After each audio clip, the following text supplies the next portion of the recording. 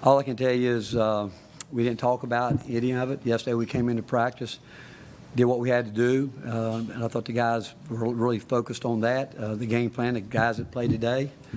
Igor wasn't with us yesterday, and Zakai obviously wasn't with us. And when they gathered at the circle to get done, Jemai Meshach looked at every one of them and said, hey, we got enough right here. We got enough right here to get done what we need to get done, and we'll stick together, carry out the game plan, do what we're talking about here. And I'm as proud of these guys as any team since I've been here because of the way that they prepared for it and the belief that they knew they could go out and get a win.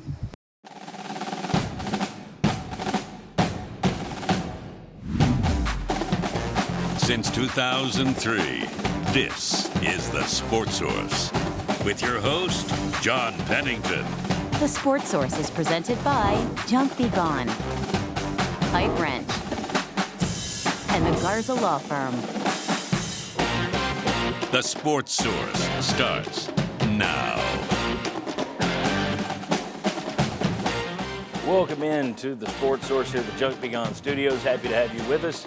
You see Rick Barnes talking about Tennessee's win against Florida yesterday. Number 5, Florida comes to town 2 weeks after beating Tennessee by 30. And Tennessee without an injured Zakai Zeigler, without an ill Igor Milicic. Well, they flipped the script and win by 20 here. So a 50-point turnaround in 2 weeks. Basketball. We'll break down the game, how it came about. Mark Pancratz is here to give you all the details on that. We'll also discuss where this team's going, what's the ceiling for this team. We'll ask you to chime in on that as well. We'll talk about a comment Rick Barnes recently made about Zakai Zeigler. Is he dropping hints about the future? And we'll get into football. We'll get into the lawsuit that Tennessee settled, or that the state of Tennessee settled with the NCAA this week. And also, we will delve into where the NFL talent is coming from in terms of high school states. Which states are producing the most high school talent that winds up in the NFL? A lot of people think, man, Tennessee's booming compared to where it was. How is it comparing to everyone else? We'll show you the boom a little later in the show. Let's get right into it. First segment of this show brought to you by our friends at Junk Be Gone. Take advantage of Junk Be Gone's 20th anniversary celebration.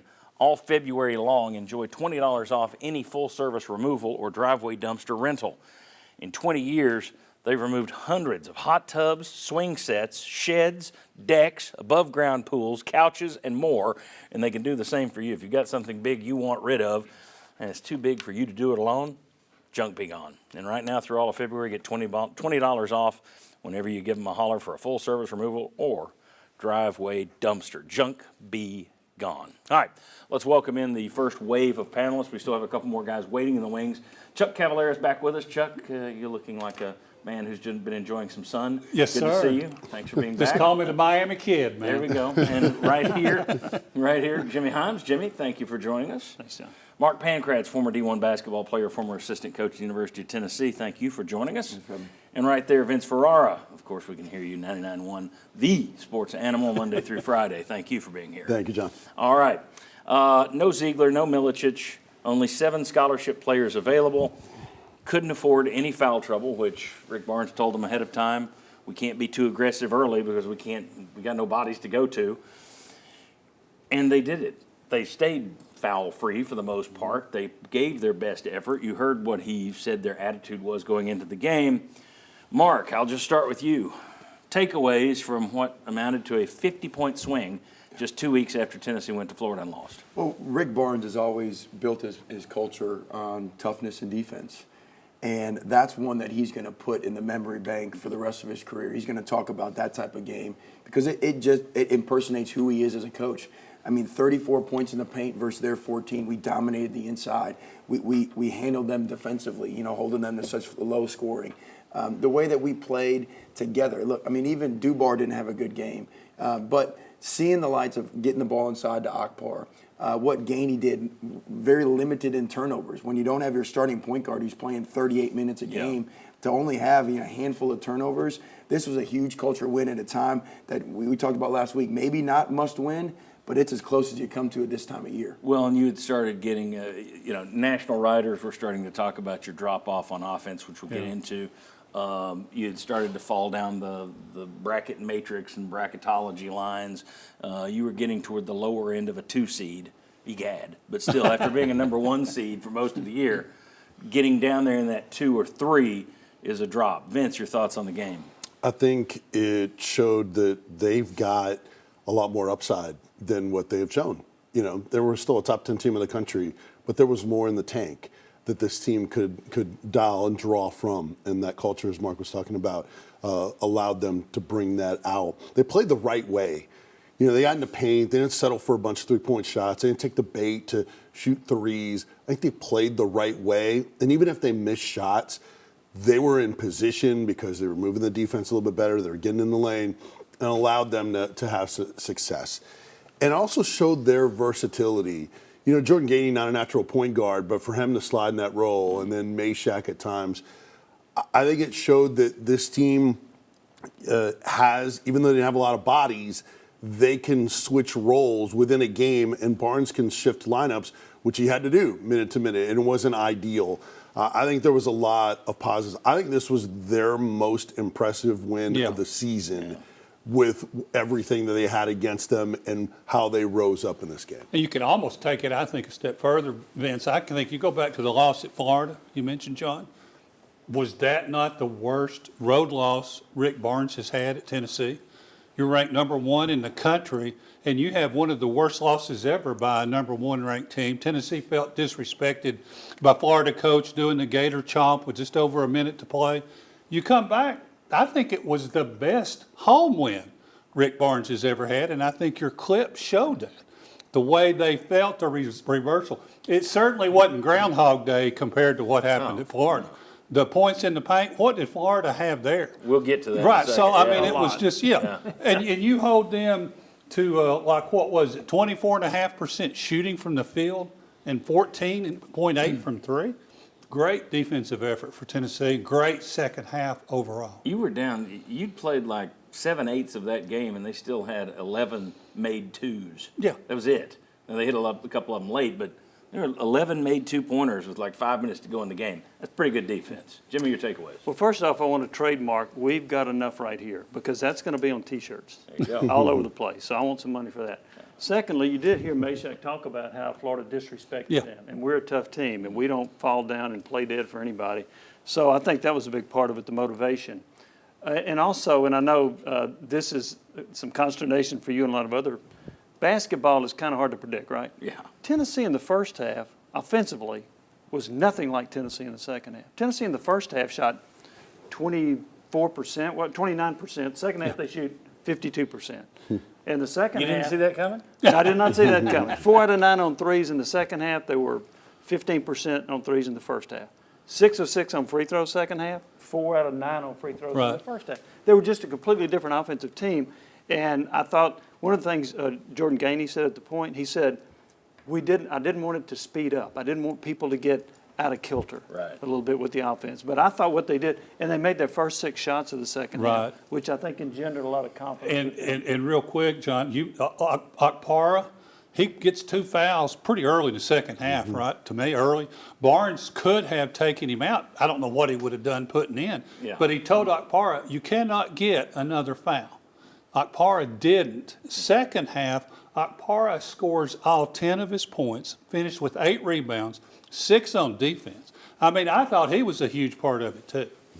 So what changed from first half to second half? Well, and Vince said the upside. I mean, what if we reverse these games, right? What if we had played Florida and win, and then we play Kentucky? Would we be all having the same optimistic outlook of the team right now? No, we'd be at the bottom of the roller coaster because they just lost. Yeah, from the standpoint, what I look at is, yes, I think there's upside because we've got guys that can play better.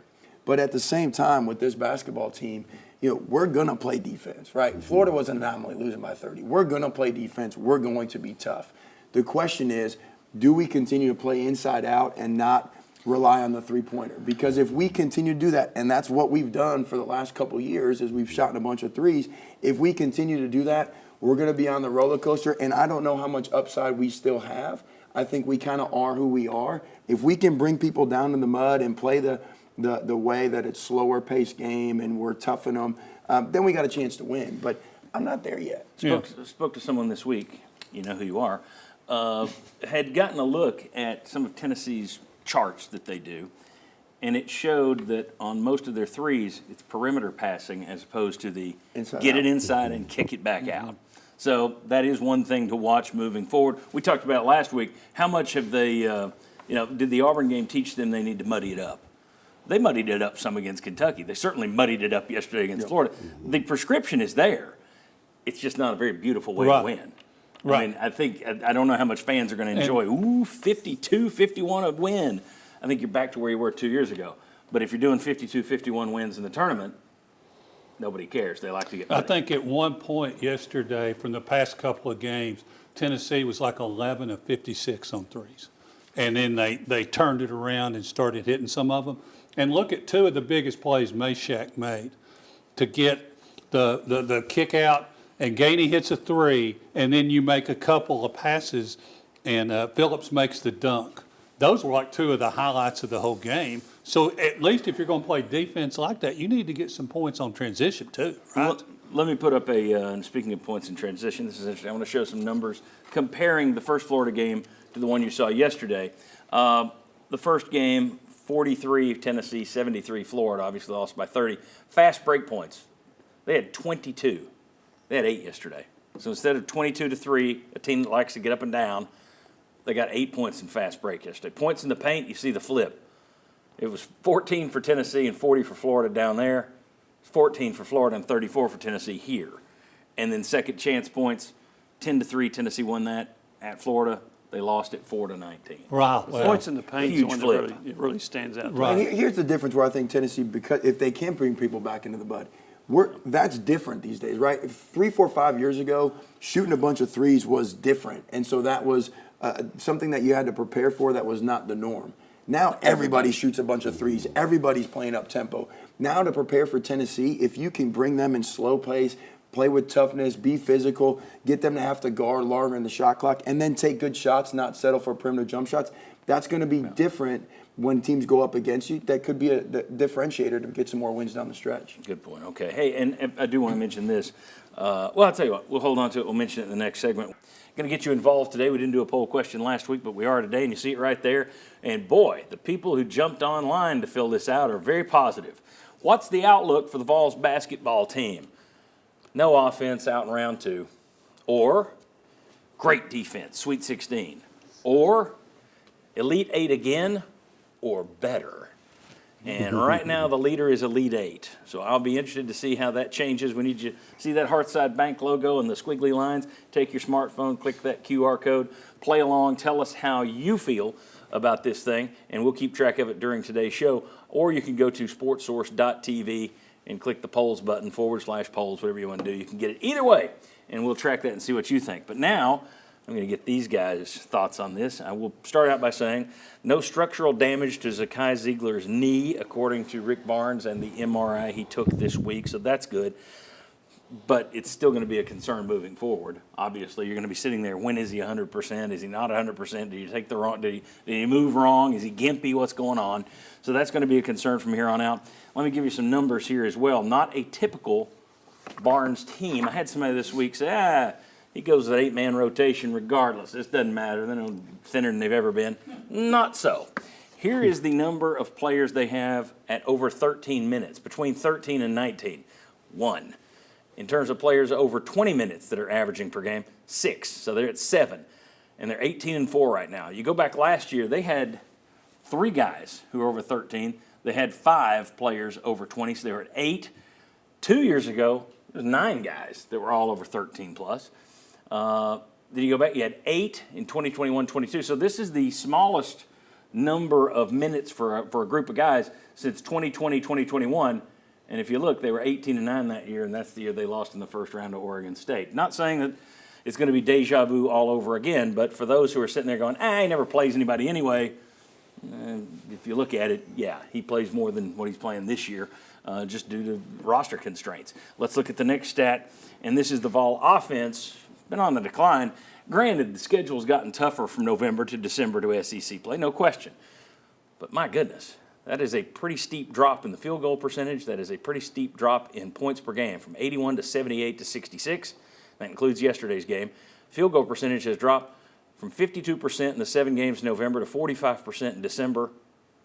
to 38%, and their record has dropped right along with it. Now, again, the schedule has gotten tougher, but I also think there's an element here where people have figured out what you do and how to defend you as well. Well, Tennessee in SEC games is shooting right at 30% on threes.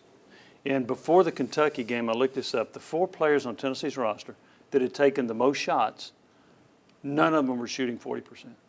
All of them were in the 30s. That's not very good. Now, that's changed a little bit based on the last couple of games, but that is a concern, the inconsistency on shooting, the inconsistency on offense. This is a team that I trust their defense, I trust their toughness, and I think they really like each other. They're together. Yeah. I just can't trust them as a three-point shooting team because they were awful against Kentucky, awful against Auburn, awful against Florida. So that concerns me that, hey, if they have one of those games in the NCAA tournament, what happens? Yeah. Gentlemen. Yeah, I think when you look at Akbar, I think he's the guy that's the most consistent from an offensive standpoint, but he's a guy that they're not giving the ball a lot to in the post. I think you saw some of that last night. They got the ball inside him a little bit more, and he's effective. And even if he's not making shots, again, that's inside shots, which one can lead to inside rebounds. Yeah. Cade Phillips is quick and jumping. And then two, it keeps the defense honest. If we're shooting, like you said earlier, passing the ball around the perimeter and then shooting three-pointers, you're going to get more contested. They're going to be more hurried, and you're probably shooting those later in the clock than you are if you're getting it inside out, because then the defense sinks, and now you're kicking it out for more open three-pointers. Well, we went into the season talking about Akpara possibly being more of what Barnes traditionally has liked, the big guy in the middle who you kick it in there and then he kicks it back. And then you're seeing the threes go up like crazy, and you're getting the perimeter passing. It's a little surprise. It's the opposite of kind of what I think most of us expected going into this year when you have this great big 7-footer that you put in there. Nobody thought it was going to be Sam Bowie, but Barnes is a guy who likes to get the ball inside. We've talked about it for years, so the idea that they're not doing as much of that is kind of surprising to me. That's always been his MO, is getting the ball inside. I mean, you even look at Grant was a special player, Grant Williams, but he was an undersized guy, and they really wanted to get the ball inside.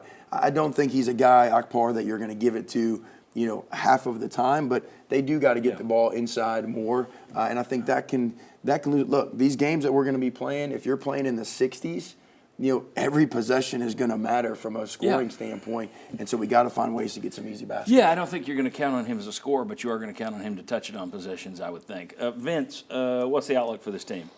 Well, NCAA tournament-wise, if I gave you that, what do you? And the numbers have swung a little bit. It's getting closer to Sweet 16. Elite Eight still winning. I would still right now probably say great defense, Sweet 16, but much of it depends on matchups.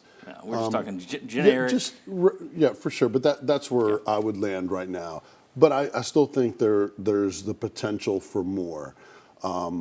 If they continue to play the right way, as we've been talking about, more of the 2-point shots, more getting the ball in the paint. It's the threat of the inside game, and more guys driving to the basket. For a while there, it was just Zeigler that would drive, and at least he would try to get to the rim. But that was an issue with them 2 years ago, where they would not drive enough, and they didn't have a threat at the rim. It was just Zeigler, but he couldn't get to the rim at times with some of the bigs. So I remember talking to Coach Polinsky afterwards. He's like, that's what we need. Well, they ended up getting it in Dalton Connect. He was a threat on all levels. They need more of those guys. And Gainey has been more willing and more aggressive recently to try to get in the paint. They need Chaz Lanier. They need more Dubar. They need more of these guys to be threats to drive. And I think maybe you can see some of the percentages come up from three if they continue to play the right way and not take the volume of threes they've played. That's why there's a little more upside Well, there. you talk about the volume. Here's a concern to me. Tennessee leads the SEC in percentage of three-point attempts. They take more than anybody in the league, and they rank 15th out of 16 in percentage of two-point attempts. Right. That's not the balance you want. Well, especially when you're not a great outside shooting team. Right. Yeah. And I'm okay with shooting a ton of threes if you got a bunch of good shooters, but their shooting percentage has fallen off. I don't think you've got great shooters over there. Well, like I said, 30% in SEC games.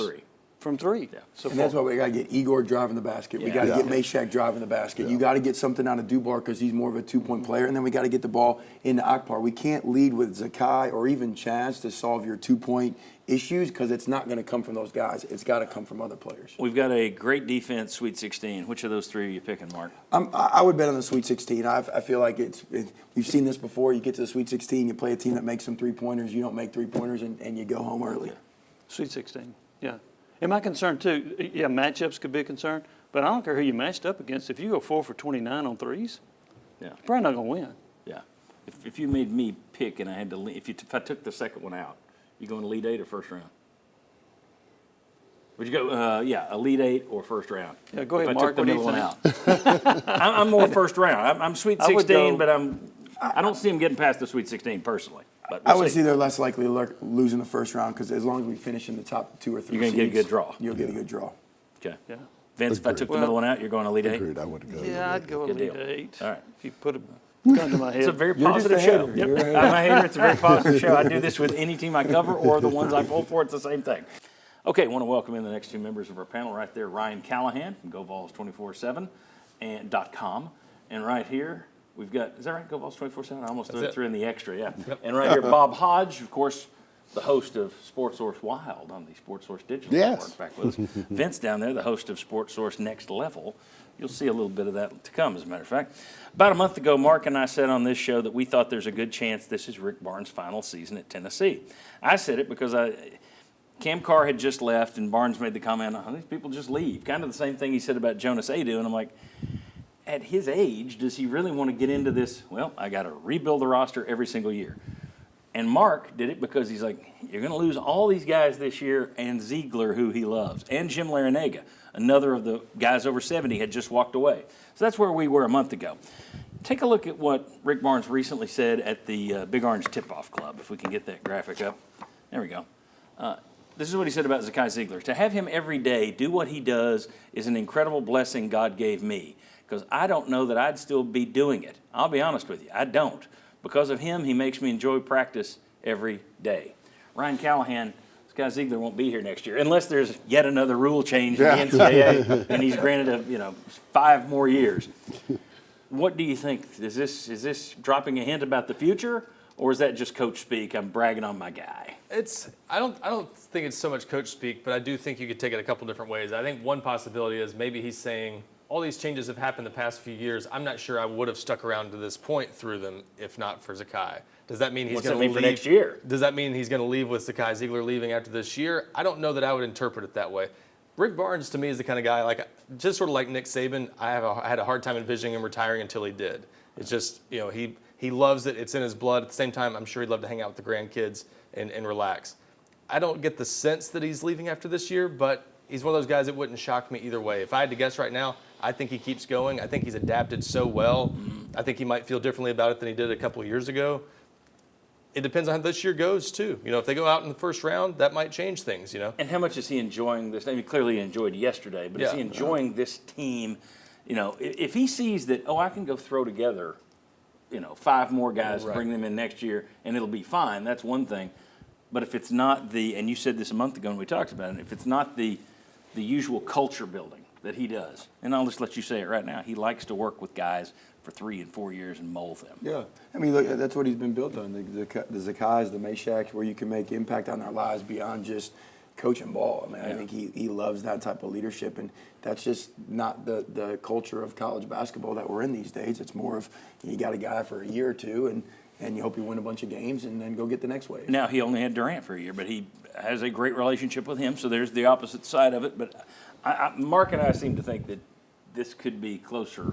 It could be this year. Ryan, not so much. Bob, where are you on this? I'm going to go with what a friend of mine who knows him pretty well, now how well I don't know, he said he thinks that if Barnes could take this team to the heights that Tennessee's never reached before, which would be a Final Four, that he would be more likely to step down. That, okay, I've got them here, they're in a great place, and now I'm going to move on. So that's kind of what I'm keeping an eye on. If it goes like everybody in the last segment said, and this team's poll graphic out, here. Sweet 16, okay, maybe that's enough motivation. I come back because we are basically a Sweet 16 team now. But if he got him to a Final Four, I think it would be more likely that he'd say, you know what, I've done it, and walk away at that point. Yeah, here's a different look on it too. I think if, not to bring up Pearl and Barnes, it's not why I'm doing it, but you look at Pearl at Auburn. I mean, Pearl can kind of dictate, I think, who's going to be his predecessor, right? He's going to be able to say, hey, athletic director, look at all I've done. Here's who I want, whether it's his son or somebody Steven. else. Yeah. I think that's what you're getting at. Yeah, but I don't think Danny White is going to do that. I think Danny White is going to want to hire his own person. And Coach Barnes, he cares about his people so much, not only just the kids, but the staff. And if he walks away and now his staff, all 10 people, are out of jobs, and what are they going to go do? I think that can wait, because I don't think Danny's going to say, hey, Rick, who do you want me to hire? I think Danny's going to go hire his own guy whenever that time may be. He's got a list of guys with that play special systems that you've never heard of that will be fan favorites. He'll do the usual Danny White hire, is my guess. Vince, do you think this statement hints at anything for next year? Not absolute. And I have been more hesitant to think that he would walk away. That's a noteworthy, one you mark what he said about Zeigler, but I don't think it means, hey, this is a prelude to what I'm going to do. I don't think it has that kind of No, I don't meaning. think he's dropping a hint. I'm saying, do you read it as a hint? Right. That his mind, Zeigler has made me like this. Yeah. That, by definition, that means without Zeigler, well, he I said don't it. like this. I don't like this. Yeah. So I'm asking you to read into it. I'm not saying, what is he telling us? I'm asking you, how do you read it? Do you think he's any closer to walking away, or no? He doesn't know what to do with himself if he would walk away. He's here for years. I think he's closer to walking away, but I don't. I would be surprised if he did. I think he is. The more time has passed, I think the more the guys he connects with, the more he is emotional and more, I don't want to say over the top, but more direct and meaningful and heartwarming in describing what that person means to him. And I think he's just showing what Zeigler means to him. I'm more in Ryan's camp, but I've also thought about Bob too. It depends on how the season goes, because he, kind of your point, he wants to set everything up and make sure it's in the best possible position for the university because of what it has meant to him. Mark, you and I are still on the island. I don't want him to leave, but at the same time, I'm just thinking at some point he's going to walk away, and when you're going to have to rebuild your roster again, I just wonder how much he's ready to do that. Yeah, all things, because every year that he stays, I'm more shocked that he stays than retires. I mean, just the age, all the things that we discuss. Every year, I'm more shocked that he'll stay if he stays than I would be if he walked away. There are only like 5 or 6 guys in the country who are over 70 and still doing it. And those guys, and Izzo's 69, those are the two I always look to. Barnes and Izzo, so successful for so many years, and now you've taken basketball and turned it on its head and said, now do it. And they're still going. And so many guys younger than them have said, no, I'm out of here, thank you. Sooner or later, I would think it would bother them. It took a while, Could but any it got of it Saban out. hinge on what he thinks he's going to have next year? Well, yeah, I was going to say, maybe I'm too much of a project that. Maybe I'm too much of a cynic on this. I think there's an ego element to all this. Larinaga, Saban, Jay Wright, even all these guys who left, I think, saw a threat to their success. Rick Barnes is still doing it at a very high level. Until he sees this cracking his foundation, I don't know that he's as likely to leave. And he's adapted so well, too. Yeah. He still enjoys it. Well, you're a top 10 team again. He just rebuilt the roster, lost one of the best scorers you've ever had, rebuilt the roster, and he's winning with defense again, which he loves. So, he's adapted well. And no one here is pushing him out the door. Right. But at the same time, this is going to be a story until it isn't. Yeah. So, all right, mind folks of the poll, if we can. There we go. It's evened up a little bit, but still the majority of it, just barely.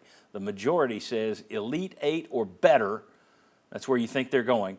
Middle section says they've got great defense, they'll be Sweet 16. And then just a few of you are negative Nellies who say they're out in round 2. All right. Mark, they've got Missouri coming up on Wednesday here. They've got Oklahoma. This is basically the Big 12 portion of your conference schedule. Then you got Oklahoma on the road next Saturday at noon, which would be like an 11 a.m. tip-off out there. Yep. Give me what fans need to know about Mizzou and about Oklahoma. Well, Oklahoma, we play on Saturday, just beat Vanderbilt by 30 yesterday, so they're playing well. But Missouri, since we play them Wednesday, Missouri gets to the free throw line almost more than anybody in the country, which is concerning depending on how the refs call the game, right? We talked about depth. We talked about our physicality at the guard space. So we need to stay out of foul trouble. Rick talked about that early last night about being in foul trouble. They score a bunch. They're 13-0 when they score 80 points per game. So we got to be able to defend. They don't shoot the ball great from three, but they got the #1 3-point shooter in the country. And so if we don't rotate, we saw that against Kentucky. We did not stick to our assignments defensively early. And so if we don't rotate and leave them with open shots, they're going to give us a dogfight and very well could beat us after coming off a big win yesterday against Mississippi State. The things you have to be concerned about that we don't know right now. Rick Barnes wouldn't give an answer after the game. He just said there was no structural damage. We don't know if Zakai Zeigler is going to be ready to go on Wednesday or Saturday. Igor Milicic sounded like he wanted to give it a go yesterday but couldn't. His is just a sickness, but you wonder when will he be back, how much, depending on what type of sickness it is, 48 hours from now you still may be feeling it. Not to mention the fact you now have to worry, I'm sure they've quarantined him, but you do have to worry. As many people out there have the flu and the stomach flu and everything else right now. You don't want this running through your team. So it's pretty big. It's hard to do any kind of predicting right now because you've got a lot of question marks in terms of what your roster is going to be. Yeah. Well, the key too is the edge is in the details with this basketball team. We're not good enough offensively, consistently, to be able to score enough to beat a team that averages almost 80 points a game. So we have to be detailed in our defensive rotations, detailed in our offensive execution to give us the opportunity to win against look. I mean, Missouri is a good basketball team that we've got to be prepared for. Well, they're 6-2 in the SEC, I believe, or 7-2, 6-3. The one thing I would point out is I'm sure there are people right now saying, what are you worried about the roster? They just beat Florida. Didn't you just watch yesterday what they could do? I don't think you can keep that up. I don't think if you had to go without Zeigler and Milicic for another game or two, I don't think you just keep doing what you did yesterday, winning by 20. I don't see it happening. No, and to the poll question, right? If the expectation is Elite 8 for a lot of folks or Sweet 16 at least, like you got to get these guys healthy. Now, I do think the silver lining is you got Dubar, you got some of those other bench players, some very meaningful, tough minutes to where now if somebody does get in foul trouble or somebody is banged up for a period of time, you don't have that steep cliff that you would have had with Zakai being out or with Igor not playing well. Very good. Mark Pancratz, I appreciate you always coming in. When we come back, we're going to talk about a lot of other Tennessee sports, but as we go to break, in case you haven't subscribed yet, don't cost nothing. In case you haven't subscribed to our new YouTube channel, Sports Source Digital Network, we've got about 10 shows up there, so it's like 5, 6, 7 extra hours of programming, and that's just in 1 week. Here's a couple-minute look at 2.5 hours that we did this past week, what you can find on the Sports Source Digital Network. See you on the other side. Who are the top 6 coaching hires at Tennessee football over the last 50 years? Head coaches, assistants, coordinators? We'll tell you next. Which VFL in the NFL had the best postseason game? We'll tell you next. How does Tennessee end their struggles Saturday against Florida? And the 5 plays that are going to make you money. We'll tell you now. Could an ordinance in the city of Sweetwater impact hunters all across the state of Tennessee? Find out next. I mean, what he means to the Vols on the recruiting trail and also how he executes as a position coach. Yeah. He is the lone position coach on my top 6. Biggest thing he has is speed. Edge, speed, rusher. Because when you're in the league, they're going to look at every move. Those tackles are going to study every move, but there's no answer to speed. But I think maybe even 3 points this week and get yourself right back out of relegation territory. I think that can happen for Wolves. Well, sorry for the nervous laugh when you said that about Wolves getting a point or something. Possibly. One thing about Wolves, they do make chances. They just cannot put the ball in the net at the moment. It's pretty simple. When you look at Arkansas taking on a team back at Rupp, I was there personally last year when the fans were leaving Rupp Arena calling Calipari Old Slick Suit. Well, with that being said, Old Slick Suit, he's going to go back home. He may not win this basketball game, but he's not going to get shown the door early.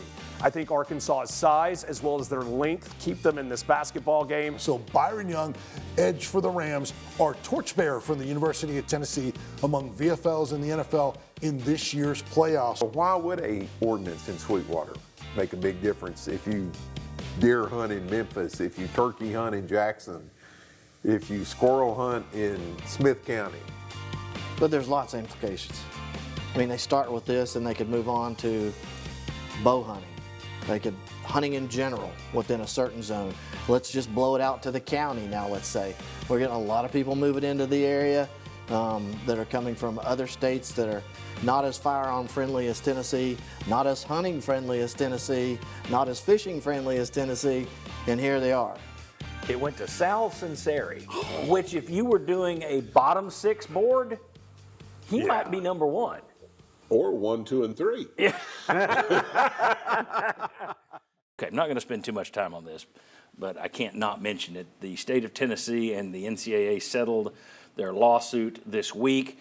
As expected, schools will be able to use NIL as a recruiting tool, and Tennessee will not be punished for the loud and splashy way that they went about NIL luring recruiting early on. So they're clear. Everyone seems to be taking this as, this just opens the door for the House settlement, which is coming next, and that's where it's all taken care of. Schools will be able to set aside about $20 million, pay it out. It'll be mainly football players who get it. Jimmy, I'll start with you, and this has to be very quick to everybody. But Jimmy, are you feeling hopeful or are you doubtful that the House settlement winds up being a panacea for all that's wrong with sports? Doubtful with a capital D. There's nothing about the NCAA right now that's smooth, is there? So, and what I can envision is, okay, this is where we're going to split it up. This is the amount of money that we're going to try to distribute to football players because they bring in the most money, then men's basketball, and then you got a Title IX issue to solve. I think that they may settle it, and then they're going to face other lawsuits. Right. Yeah. So Exactly. this thing is going to continue to be a mess. The other lawsuits I see coming will be Title IX. And what they were talking about, wasn't it 90% men's football, basketball? 70%. Sure, and but the way they're dividing that, you already got the most prominent Title IX attorney that I've heard of saying that not only is it flawed, it's illegal. So that's what you got to really overcome is how they're going to do. It's just one of the factors they'll have to overcome. The settlement might pass. I'm not even sure about that anymore. It won't hold. Even if it does get passed, I think it's going to be at best a very short-term solution. And even if it did get passed, I think this is the part people are missing. NIL is not going away. You're going to have that on top of. On top of this. So this would just be a base way of getting some base payments out to players. And for some schools, it would be their main source of income for players. For a lot of schools, though, the schools like Tennessee, Auburn, those SEC schools, they're still going to have NIL on top of that. That would still be. So that part's not going away no matter what. Right. But I don't think this settlement's going to change anything, even if it does go through. I think it's a good time to be an athlete. It's a better time to be a lawyer. So that's where the money's going to be made. Yeah. I mean, poor old athletes fighting out there for $40,000, and the lawyer's sitting there going, "That'll be $560 an hour." Thank you. $560. The big reason it won't go through, the settlement won't stay, is no one's going to be happy with it. Even if football players get 70%, they're going to say you're capping our potential. Yeah, it's right. a salary That's the antitrust aspect. So it's going to get challenged on multiple fronts, I think, if it goes through. And there are people who say, well, the Trump administration is going to put new people in the Department of Education, so they're not even going to enforce Title IX. Okay, well, they may not. I don't know. I also heard TikTok was going away, and then it came back. Yeah. But here's the thing. Unless Trump is in power forever, somebody eventually will be on the other side who will say, no, we are going to enforce Title IX. That's how but here's presidents the deal. Even if they say that, change. it will still have to be litigated, and that takes time. Yeah. Right. So it's I just don't see. A lot of people look at this as, oh, finally, the House settlement. No. I don't think there's any finally to that. I just think it's going to be the next step in the road to the wild, wild west. Okay. It's basically the Oregon Trail. Want to reveal the poll results? Oh, my goodness. Is this our first ever tie? Now, this will go on. You can continue playing even though we're not going to put the whole thing up there anymore. And people can still vote when they're watching on YouTube, and they do. But for now, this is our first ever tie. Is someone going to break that tie very quickly? Very quickly? Nope. Yep. 43% of you say great defense. So the great defense, they're going to Sweet 16. 43% of you say, nope, they're going to the Elite 8 or better. And only about, 14% say, nah, second round tops. Okay, thanks. Very good. Appreciate you playing. Let's take a look now at another graphic we've got here. This is NFL talent by state. So in other words, which states' high schools are producing the most talent. The states in red, There's 7 of them. Those produced at least 30 players. I've broken this down by conference. So you have, over the last 3 years, the SEC has 387 picks from SEC states. Okay, that's the left. Big Ten states have 255, and there are only 85 from the other states combined, and there are some I didn't even put on there. I just put the main players that aren't in a conference. North Carolina, you talk about how valuable UNC is. Everybody wants North Carolina, the school, and if they ever become available, the SEC and the Big Ten are going to fight for them. Well, there's another reason the SEC and the Big Ten are going to fight for them. They are basically the biggest talent-producing state that isn't in either the SEC or the Big Ten. Ryan and Bob, looking at that list, thoughts on the fact there are a lot of people right now celebrating the demise of the SEC. It's over, your run's done. Big Ten fans are loving it. Do you look at that and say, yeah, well, the SEC has most of the talent, so you're going to be fine, you're going to bounce back here? Or do you look at that and say, yeah, geography doesn't matter as much as it used to because of the transfer portal? Bob, what do you say? I'm going to go with the geography answer. Doesn't matter anymore? I think it matters less. Used to, you had kids that, okay, everything else being equal, maybe I either A, want to play for Nick Saban and go to the NFL, B, I want to stay close to home so mom and dad can come watch me play, that sort of thing. Well, the transfer portal and now the money combined with that, I think makes the geography less important and opens up other places across the country to getting players that before, wouldn't consider that. I mean, if you're a kid in Florida, it's one thing to go north and go to the University of Tennessee, but look how many kids on the roster of Michigan that won a national championship 2 years ago. They had several kids from Florida. I think they probably went there because of a little bit of this instead of going there for, other reasons. So I think geography means less than it did. Right? I think that's fair. I would agree with that generally. I do think geography still matters, though, because sometimes you have transfers, Amari Jefferson, for instance, who want to come home. Maybe they went out of state somewhere originally, and they want to go back closer to home in some cases. We were talking before the show. Sam kid from Notre Dame, Ryman, from North Carolina, is coming closer to home. So it can work both ways. So I think geography still matters, and that's why it is a big deal that the Southeast is still producing some of the biggest numbers of talent by state. And even North Carolina factors into that, even though it's not an SEC state. Right. That's obviously a state the SEC recruits heavily, and including Tennessee, obviously. So I think that still works in their favor, but overall, yes, money is a bigger factor now. The chance to go to the NFL is a bigger factor. That's where kids are going. It's not like it used to be where, ability to be on TV every week and stay close to home was kind of what got you in the discussion. Now it's about where can I make money, where can I get to the NFL, and do you have a black uniform? Everybody tells me that's very important, much more important than money or anything. And just keep in mind, Tennessee recruits California, Alabama recruits California, so that's still, But yes, at the same time, I'm not suggesting that North Carolina, for example, has a moat around the state. Nobody can come in but North Carolina. But one of the reasons the SEC was looking to get into Texas, more television markets, but you're also there's more of a reason to get those kids out of Texas and into the SEC. If I'm more likely to go to LSU if I know I can still play Texas and Texas A&M and mom and daddy can see me. So I'll leave Dallas for Baton Rouge, or I'll leave Dallas for Tuscaloosa. They might be a little more likely to do that. So for sure. We have somebody who believes the geography is a little less important. You don't think it's a big switch, just kind of. It can help on the transfer portal. It can help on the comeback. Generally speaking, geography is less important than it was 15, 20 years ago. It still matters sometimes. Every kid's different, every recruitment's different, and sometimes it matters because a school might be more likely to go high on the NIL front because you're an in-state kid. That's what we've seen in a lot of cases. Missouri going high on Williams Nwaneri a couple of years ago, 5-star defensive lineman, a kid they wanted to keep home. So it can kind of be, it works both ways, but the fact that you're in-state makes you more likely to stay, at a home state school sometimes. Pick again, there we go. You see Tennessee. You look in the SEC states. You got Florida with 87 draft picks over the last 3 years. You got Texas with 86, Georgia with 76, then a big drop to Louisiana with 30, Alabama 27, South Carolina 17, Mississippi and Tennessee with 15. So Tennessee is one player ahead of Missouri, tied with Indiana, tied with Nevada, they're one ahead of Indiana, one ahead of Nevada, and two ahead of Arizona. Arizona, Indiana, Nevada, Mississippi, those aren't known as the most, talent-rich states out there. And none of them have what you would consider to be blue blood programs inside their state lines.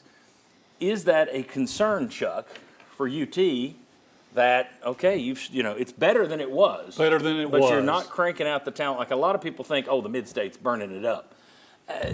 Comparatively speaking, but when you compare it to Indiana and Nevada and Missouri, I think most people would think Tennessee's doing better than that. Right. So is that a concern, or do you say geography is less important? Well, I mean, one thing that I think of right away is that Tennessee has recruited nationally, and one reason they did, I think, is because a few years ago the talent level in the state wasn't quite as good. It is better.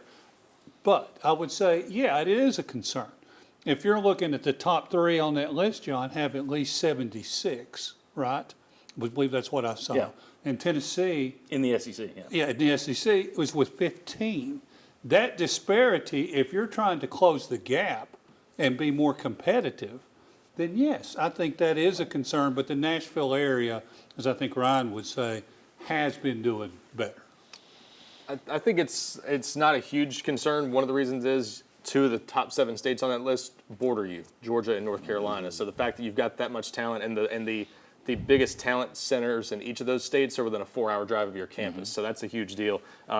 The state of Tennessee, the fact that it's now within 2 of Pennsylvania on that list shows you the progress it's made. Pennsylvania used to be a really big state for talent. It's kind of gravitated more away from Ohio in Pennsylvania. That's what I was going to say. Ohio has dropped as well. It used to be the 5 big states. Now Ohio's kind of dropped off that list to the next year. It's the big 4, and Ohio's tied with, North Carolina, basically? Well, one of the reasons the Big Ten tried to expand a few years ago and get into Maryland and everything else was the idea that the Rust Belt, those people are moving to the Sun Belt. Yep. So you're seeing it.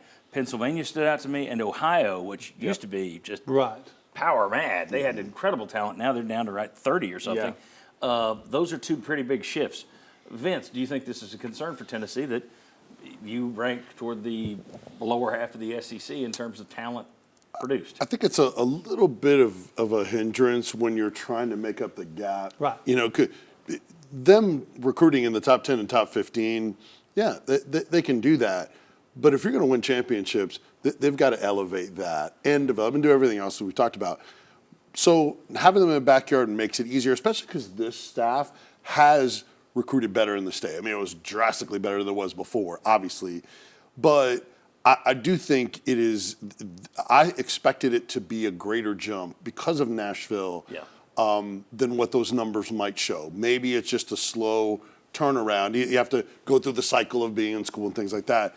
But I think it would be more helpful to get to the elite spot in the SEC if there was more local talent in state. I just think when you think about the schools that dominate, okay, you got Ohio State. And while Ohio has taken a dip, it's still 30. It's twice as many players produced as Tennessee has, and you're not competing with anybody in Ohio. Ohio State's never going to lose a player to Cincinnati or Akron.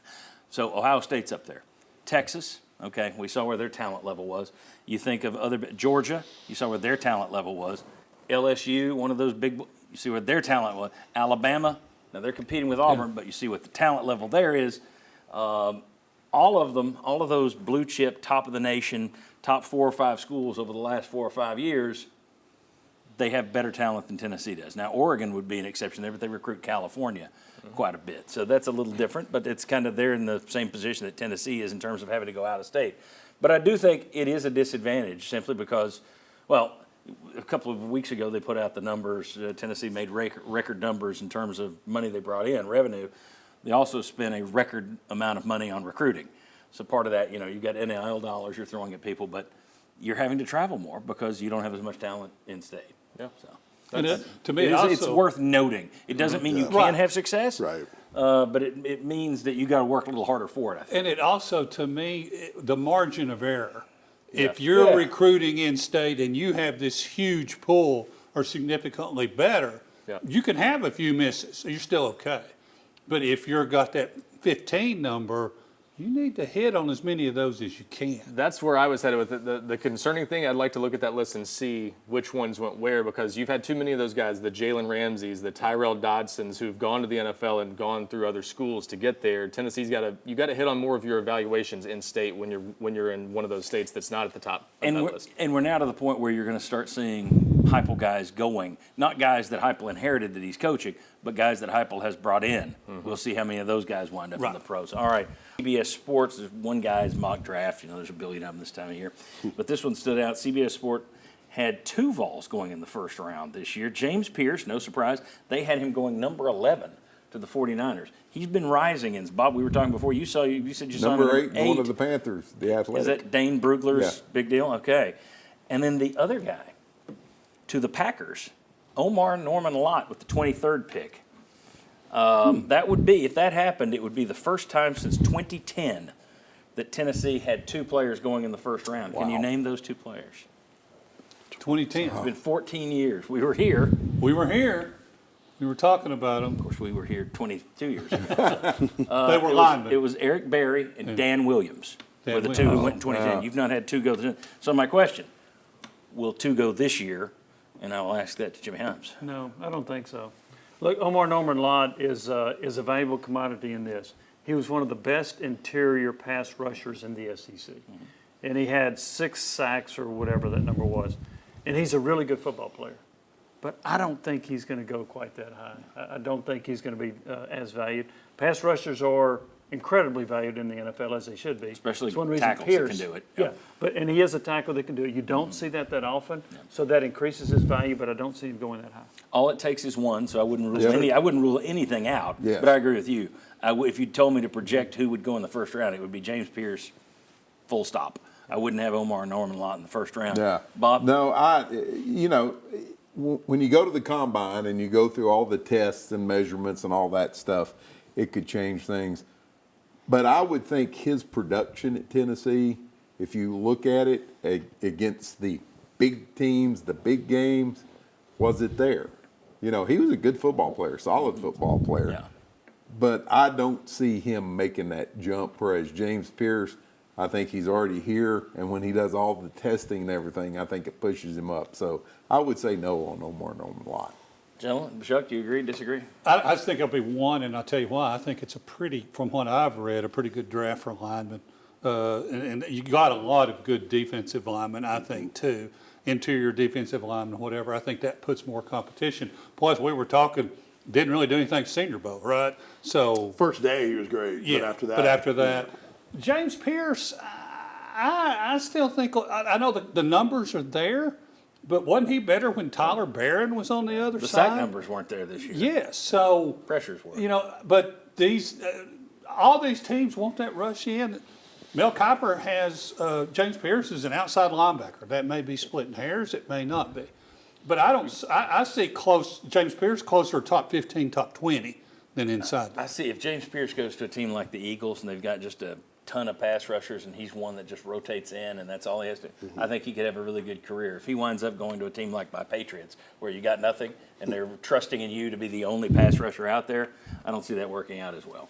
Vince, your thoughts, do you get 2 Vols drafted in the first round? I don't think so. Look, he was terrific the first day of the Senior Bowl, and so I'm sure he made it. Well, that doesn't mean nobody talked about it. Yeah, no, they didn't even show him on the broadcast, so he may have either got hurt or opted out or just either way, it didn't pop. They talked about him after day 1, not after. But day 1, he was outstanding. So I can see how the quick twitch is there. One of the things that Charles Davis pointed out on the NFL Network broadcast is, look, you didn't have a ton of snaps that you would normally have for a guy that you have the skill set of. And that's because of the depth and the rotation that Tennessee had on their D-line. So I do think he's a day 2, but I would be surprised if he's day 1. And then Daniel Jeremiah, who's the best, he's got James Pierce, the number 32 pick to the Chiefs. So I don't think he's getting one. Yeah, so he's not a guarantee by any means either.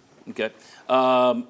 Vince, you're going to be out of here right now. This is your last segment. Thanks for being here. Appreciate it. But you host, you're all over you're going to be covering the draft prospects and everything else. Yep. But right now, Super Bowl week. What do you got coming up on Sports Source Next Level, which people can find coming up this week on the Sports Source Digital Network? Yeah, Adam Sparks from the Knoxville News Sentinel and I are going to go through the top 5 VFL Super Bowl performances, and Alontae Taylor of the New Orleans Saints, his city is hosting the Super Bowl. We're going to visit with Alontae, get his thoughts on the matchup between the Chiefs and the Eagles, and a lot more. Sounds good. We showed you the clip earlier where you had Jay Graham on there this past week.